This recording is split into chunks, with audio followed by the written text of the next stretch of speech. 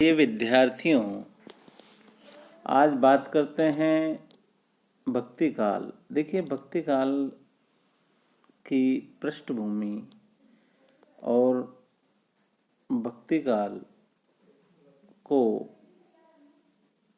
आचार्य रामचंद्र शुक्ल ने भक्ति काल कहा। पूर्व मध्यकाल को दो खंडों में विभक्त किया, पूर्व मध्यकाल, उत्तर मध्यकाल। देखिए, जिसमें पूर्व मध्यकाल को भक्ति काल कहा, उत्तर मध्यकाल को रीतिकाल। आचार्य रामचंद्र शुक्ल ने विक्रम संवत 1375 से 1700 तक के कालखंड को भक्ति काल कहा। उनके अनुसार इस कालखंड में भक्ति भावना की प्रधानता थी, इसलिए प्रवृत्ति की दृष्टि से इसका यह नामकरण उचित है। डॉक्टर नगेंद्र ने अध्ययन की सुविधा की दृष्टि से 1350 ईस्वी से 1650 ईस्वी तक भक्ति काल की समय सीमा स्वीकार की है। भक्ति आंदोलन के उदय की परिस्थितियाँ। देखिए, भक्ति आंदोलन की पृष्ठभूमि, राजनीतिक परिस्थिति कैसी थी। उत्तर भारत में 1325 से 1526 ईस्वी तक तुगलक वंश, सैयद वंश तथा लोदी वंश का शासन रहा। मोहम्मद बिन तुगलक, फिरोज शाह तुगलक, जोना शाही सुल्तान महमूद शाह तक तुगलक वंश का शासन रहा। तदुपरांत दिल्ली पर खिज्र खान ने अधिकार कर लिया और सैयद वंश की स्थापना हुई, जो 1451 ईस्वी तक चलता रहा। लोदी वंश का सर्वाधिक प्रभावशाली सुल्तान इब्राहिम लोदी था, जिससे 1526 ईस्वी में बाबर ने पानीपत के मैदान में युद्ध किया। भक्ति काल के द्वितीय चरण में मुगलों का शासन रहा। बाबर, हुमायूं, अकबर, जहांगीर, शाहजहां के शासन काल तक भक्ति काल की समय सीमा है। मोहम्मद बिन तुगलक ने अपनी राजधानी दिल्ली से देवगिरी तक ले जाने की मूर्खता की। उसकी नीति हिंदुओं के प्रति उदार थी, किंतु फिरोज शाह तुगलक में धार्मिक असहिष्णुता थी। शेरशाह सूरी ने मालगुजारी एवं कर की उचित व्यवस्था की और पक्षपात रहित होकर कर वसूली की। अकबर ने टोडरमल की सहायता से भू व्यवस्था में आवश्यक संशोधन किए। अकबर का शासन सुव्यवस्थित था। मोटे तौर पर यह कहा जा सकता है कि इस काल के अधिकांश शासकों में धार्मिक सहिष्णुता नहीं थी। हिंदू मुस्लिम एकता में भी सद्भाव नहीं था। राजनीतिक दृष्टि से भले ही हिंदुओं का पराभव हो गया था, किंतु वे अपने को छोटा मानने को तैयार न थे। दोनों संप्रदायों के धर्माचार्य भी उनके विदेश को बढ़ाने में योग देते रहते थे। देखिए आपने राजनीतिक पृष्ठभूमि और सामाजिक जो पृष्ठभूमि थी। वर्ण व्यवस्था में आस्था रखने वाले हिंदू छुआछूत में विश्वास रखते थे। उनमें ऊंच नीच की भावना विद्यमान थी। हिंदू और मुसलमानों में परस्पर आत्मीयता नहीं थी। हिंदू कन्याओं को संपन्न मुसलमान क्रय करके या अपहरण करके अपने घर ले आते थे। स्त्रियों को अधिकार प्राप्त नहीं थे। उन्हें दूसरे दर्जे का नागरिक माना जाता था। पर्दा प्रथा उस युग में खास आवश्यकता बन गई थी। हिंदुओं में संयुक्त परिवार प्रथा थी। छुआछूत समाज में सर्वत्र व्याप्त थी। बहुत सारे कारणों से अनेक हिंदू धर्म परिवर्तन करके मुसलमान बन गए थे। साधु संतों में पाखंड, आडंबर अधिक व्याप्त था।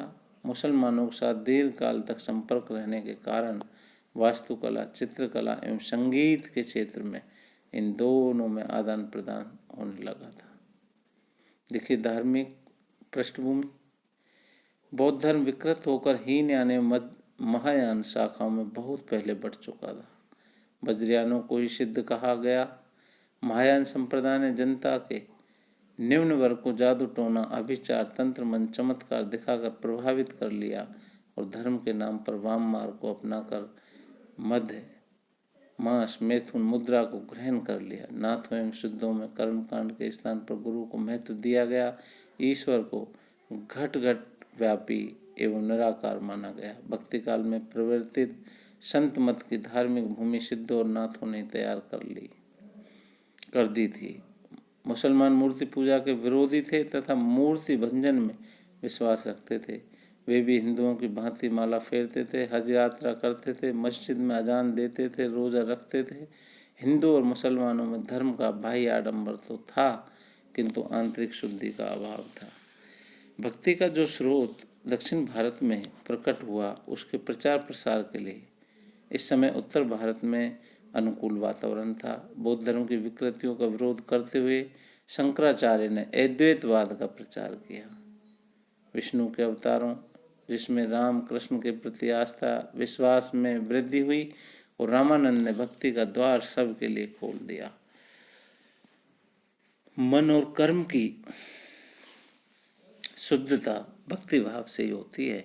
तुलसी के सिद्धांत को रामानंद ने आधार भूमि दी थी। श्री कृष्ण के लोक रंजनकारी स्वरूप का चित्रण भागवत के 10वें स्कंद के आधार पर कविगण करने लगे थे। सूफी मत का प्रचार भी एक बहुत बड़े क्षेत्र में हो रहा था। प्रेम मार्ग पर आधारित सूफी संप्रदाय की जड़ें इस भूमि में पनपने लगी। हिंदू मुस्लिम सांस्कृतिक समन्वय का आधार सूफियों ने ही तैयार किया। इस्लाम धर्म में सरा और बेसरा दो कोटियां हैं। भारतीय सूफी प्रमुख रूप से बेसरा संप्रदाय के हैं, जो इस्लाम के अनुयायी होकर भी कट्टर मुसलमानों से अलग हैं। सूफियों के 5 संप्रदाय प्रसिद्ध हैं। देखिए, चिश्ती संप्रदाय, कादरी, सुहरावर्दी, नक्शबंदी और सत्तारी। इन संप्रदायों की भी शाखाएं प्रशाखाएं। शंकराचार्य, कुमारिल भट्ट की विचारधारा से ही कालांतर में विशिष्ट अद्वैतवाद, शुद्ध अद्वैतवाद आदि मतों का प्रतिपादन किया गया। आत्मा, परमात्मा, मोक्ष, पुनर्जन्म के सिद्धांतों में कोई परिवर्तन नहीं हुआ, किंतु इसी काल में धर्माचार के नाम पर अनाचार, मिथ्याचार और व्यभिचार भी पनपा। बाह्याडंबर और कर्मकांड को ही धर्म समझा जाने लगा। मध्यकाल में रुचि और संस्कार में समन्वय की चेष्टा की गई। शैवों और वैष्णवों का समन्वय इसी के अंतर्गत है। देखिए, भक्ति आंदोलन के कारण, आचार्य रामचंद्र शुक्ल ने भक्ति आंदोलन के उदय के जो कारण है, देश में मुसलमानों का राज्य प्रतिष्ठित हो जाने से हिंदू जनता हताश, निराश एवं पराजित हो गई थी। पराजित मनोवृत्ति में ईश्वर की भक्ति की ओर उन्मुख होना स्वाभाविक था। हिंदू जनता ने भक्ति भावना के माध्यम से अपनी आध्यात्मिक श्रेष्ठता दिखाकर पराजित मनोवृत्ति का शमन किया। तत्कालीन धार्मिक परिस्थितियों ने भी भक्ति के प्रसार में योगदान दिया। नाथ सिद्ध योगी अपनी रहस्यदर्शी शुष्क वाणी में जनता को उपदेश दे रहे थे। भक्ति, प्रेम आदि हृदय के प्रकृत भावों से उनका कोई सामंजस्य न था। भक्ति भावना से उत्प्रोत साहित्य ने इस अभाव की पूर्ति की। भक्ति का मूल स्रोत दक्षिण भारत में था। 7वीं शती में आलवार भक्तों ने जो भक्ति भावना प्रारंभ की, उसे उत्तर भारत में फैलने के लिए अनुकूल परिस्थितियां प्राप्त हुईं। देखिए, आचार्य हजारी प्रसाद द्विवेदी ने शुक्ल जी के मत से असहमति व्यक्त करते हुए कहा है कि भक्ति भावना पराजित मनोवृत्ति की उपज नहीं है और नहीं ये इस्लाम के बलात् प्रचार के परिणाम स्वरूप उत्पन्न हुई है। उनका तर्क यह है कि हिंदू सदा से आशावादी जाति रही है तथा किसी भी भक्त कवि के काव्य में निराशा का पुट नहीं है। डॉक्टर सत्येंद्र के अनुसार भक्ति द्रावड़ी उपजी लाए रामानंद। सर जॉर्ज ग्रेसन भक्ति आंदोलन का उदय ईसाई धर्म के प्रभाव से मानते हैं। उनका यह तर्क हास्यास्पद है कि रामानुजाचार्य को भावावेश एवं प्रेमोल्लास के धर्म का संदेश ईसाइयों से मिला। भारतीय धर्म साधना में भक्ति की एक सुस्पष्ट एवं सुदीर्घ परंपरा रही है। महाभारत के भीष्म पर्व में, शांडिल्य भक्ति सूत्र में एवं नारद भक्ति सूत्र में भक्ति का सैद्धांतिक विवेचन पहले ही हो चुका था। दक्षिण के आलावार भक्तों ने, देखिए, दक्षिण के जो आलावार भक्त हैं वो संख्या में 12 माने गए हैं। दक्षिण के आलावार भक्तों ने भक्ति भावना की उच्चतम स्थिति को प्राप्त कर लिया था। रामानुजाचार्य, रामानंद, निम्बार्काचार्य, बल्लवाचार्य जैसे शास्त्रज्ञ विद्वानों ने अपने सिद्धांतों की स्थापना के द्वारा भक्ति भाव एवं अवतारवाद को दृढ़तर आयामों पर स्थापित किया। जैसे सूर, कबीर, मीरा, तुलसी ने काव्य रूप प्रदान किया। देखिए, निष्कर्ष रूप में कह सकते हैं कि हिंदी साहित्य में भक्ति आंदोलन का प्रारंभ दक्षिण भारत के आलवार भक्तों की परंपरा में हुआ।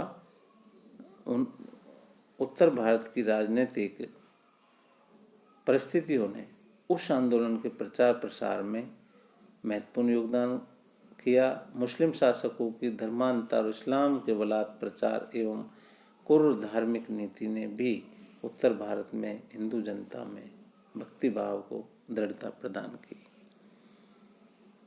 भक्ति आंदोलन प्राचीन भारतीय मनीषा, ज्ञान एवं दर्शन की एक अविच्छिन्न धारा है जो अत्यंत शक्तिशाली एवं व्यापक है।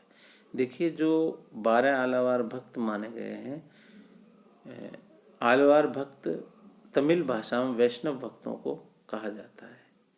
तमिल प्रांत में बौद्धों और जैनों का विरोध करने के लिए शैवों, नायनमारों और वैष्णवों आलवार, शैवों को नायनमारों कहा गया और वैष्णवों को आलवारों।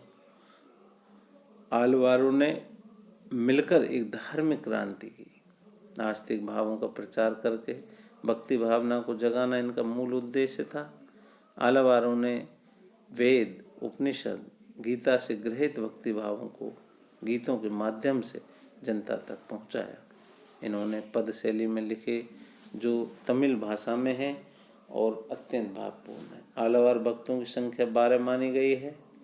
उनके नाम है सरोयोगी, भूत योगी, भ्रांत योगी, भक्तिसार, षटकोप, मधुर कवि, कुलशेखर, विष्णुचित, गोदा, भक्तंग घिरेनु, मुनिवाहन और परकाल।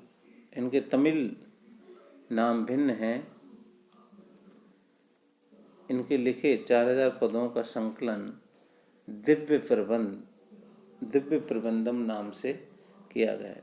देखिए, भक्ति काल का जो वर्गीकरण है उसमें चर्चा करते हैं कि आचार्य रामचंद्र शुक्ल ने भक्ति काल को वर्गीकरण 2 काव्यधाराओं में किया है, जिसमें निर्गुण काव्यधारा और सगुण काव्यधारा। निर्गुण धारा को पुनः 2 भागों में बांटा है, संत काव्यधारा और सूफी काव्यधारा। संत काव्यधारा को ज्ञानाश्रय काव्यधारा कहा है, सूफी को प्रेमाश्रय काव्यधारा कहा है, जबकि सगुण धारा को राम काव्यधारा कहा है और कृष्ण काव्यधारा। सगुण को 2 भागों में बांटा है, राम काव्यधारा और कृष्ण काव्यधारा। इन चारों काव्यधाराओं का प्रतिनिधित्व करने वाले 4 प्रमुख कवि हैं। देखिए, कबीर संत काव्यधारा जिसे ज्ञानाश्रय काव्यधारा कहा है, उसमें कबीर अपना महत्वपूर्ण स्थान रखते हैं। जायसी जिसे सूफी काव्यधारा और प्रेमाश्रय काव्यधारा कहा है, उसमें जायसी, और राम काव्यधारा में तुलसीदास और कृष्ण काव्यधारा में सूरदास। देखिए छात्रों, इसमें निर्गुण भक्ति के जो महत्वपूर्ण बिंदु हैं उन पर अपन चर्चा करते हैं कि निर्गुण, ईश्वर को निर्गुण, निराकार एवं घटघट व्यापी सूक्ष्म माना गया है। निर्गुण उपासना में भक्ति का आलंबन निराकार है, फलतः वह जन साधन के लिए ग्राह्य नहीं है। सामान्यतः निर्गुण भक्ति का संबंध ज्ञान मार्ग से जोड़ा जाता है। निर्गुण भक्ति में गुरु को विशेष महत्व प्राप्त है। निर्गुण एवं निराकार ब्रह्म से भावात्मक संबंध जोड़कर रहस्यवाद को काव्य में निर्गुण परंपरा के भक्त कवियों ने स्थान दिया है। ईश्वर के नाम की महत्ता पर निर्गुण भक्त कवियों ने भी बल दिया है। निर्गुण भक्ति में माधुर्य भाव का समावेश होने पर रहस्यवाद का उदय होता है। जिस प्रकार अधिकांश व्यक्ति ज्ञान मार्ग पर नहीं चल सकते, उसी प्रकार निर्गुण भक्ति और रहस्यवादी प्रेम साधना को भी स्वीकार नहीं कर सकते। संत काव्य का मूल आधार शंकर का अद्वैत दर्शन है। वे जीवों को विशुद्ध ब्रह्म तत्व मानते हैं तथा आत्मा की सर्वशक्तिमत्ता, सर्वात्मा भावना और सर्वरूपता को स्वीकार करते हैं। नाथपंथियों ने नाथपंथियों से उन्होंने शून्यवाद, गुरु की प्रतिष्ठा, योग प्रक्रिया को ग्रहण किया है। संत कवियों ने वैदिक साहित्य, वैदिक परंपराओं एवं बाह्याचारों की आलोचना बौद्ध धर्म के प्रभाव से की। संतों ने नाम जप पर विशेष बल दिया। नाम ही भक्ति और मुक्ति का दाता है। वे मानसिक भक्ति पर बल देते हैं जो पूर्णतः आडंबर विहीन होती है। निर्गुण भक्ति में प्रेम को भी विशेष महत्ता दी गई है। जाति वर्ण के अंतर को दूर करके मानव मात्र की एकता का प्रतिपादन करते हुए सामाजिक समरसता लाने का प्रयास किया है। निर्गुण भक्ति में सहज साधना पर भी बल दिया गया है, जिसने धार्मिक जीवन की दुरूहताओं को कम किया है। हृदय की पवित्रता, आचरण की पवित्रता, वासनाओं से मुक्ति गुरु कृपा से ही संभव है, ऐसा निर्गुणोपासकों का विश्वास है। संत कवियों का उद्देश्य कविता करना न होकर उपदेश देना एवं समाज सुधार करना। संत कवियों का जो उद्देश्य है वो कविता करना न होकर उपदेश देना एवं समाज सुधार करना था। उसमें शब्दों की कारीगरी न होकर काव्य भाषा का प्रभाव है। देखिए छात्रों, अगले उसमें जो अपन बात करेंगे कि हिंदी संत काव्य। देखिए संत जो शब्द की उत्पत्ति, हिंदी संत कवि कौन कौन हैं और उनके बारे में विशेष चर्चा करेंगे।